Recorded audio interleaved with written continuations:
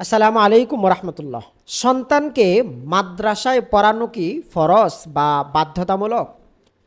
আমাদের সমাজে অনেকেই মনে করেন যে সন্তানকে মাদ্রাসায় পড়াতে হবে, না পড়াইলে বাবা মা হিসাবে আমি গুনাহগার হব, হ্যাঁ, হাফেজ আলেম বানাইতে হবে। আবার কেউ কেউ উল্টোটো মনে করেন যে মাদ্রাসায় পড়ানোর কোনো দরকার নাই, মাদ্রাসায় না পড়াইলে কোনো প্রকার গুনাহ হবে না। এই দুই ধরনের মানুষ সমাজের ভিতরে বসবাস করেন, দুই ধরনের দুই প্রান্তের বিশ্বাসী। সো মূলত হাফেজ হওয়া, মাওলানা হওয়া, মুফতি হওয়া এটা জরুরি না, এটা ফরজ না। এটা যদি কেউ না হয়, এটা ফরজে আইন বলা হয়। কিছু মানুষ হইলে অন্য অন্য মানুষ যারা আছে তারা যদি না হয় তাহলে কোনো গুনাহ হবে না, হ্যাঁ, সবাই মুক্তি পেয়ে যাবে।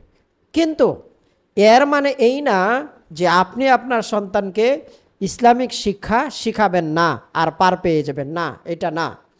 হাফেজ আলেম হওয়া জরুরি না, কিন্তু প্রাথমিক দ্বীনি বিষয় শিক্ষা দেওয়া এইটা জরুরি, এটা ফরজ।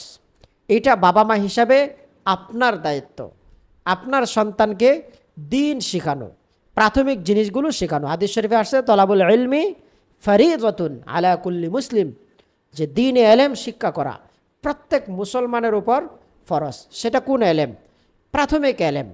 ফরজ, ওয়াজিব, এই যে বিষয়গুলো, হ্যাঁ, নামাজের বিষয়গুলো, অজু, হজ, জাকাত, যখন তার উপর প্রয়োজন হবে, যখন শরীয়তের যেই জিনিসগুলো তার শেখা দরকার, এইটা শিক্ষা দেওয়া কিন্তু আপনার জন্য ফরজ। আপনার সন্তানকে সহি শুদ্ধ কোরআন শিক্ষা দেওয়া এটা আপনার দায়িত্ব।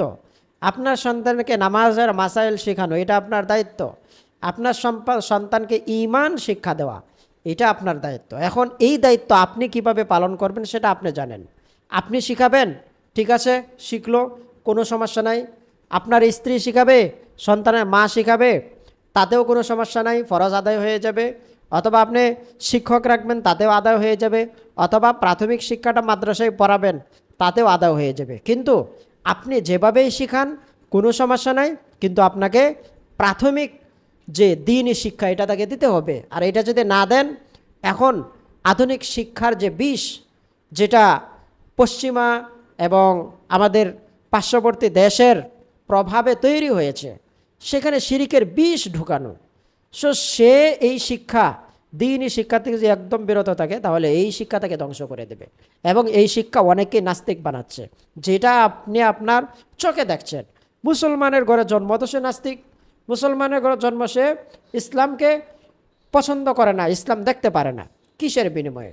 শিক্ষার বিনিময়ে। সো আপনাকে প্রাথমিক শিক্ষাটা ইনশিওর করতে হবে। আসসালামু আলাইকুম রহমতুল্লাহ।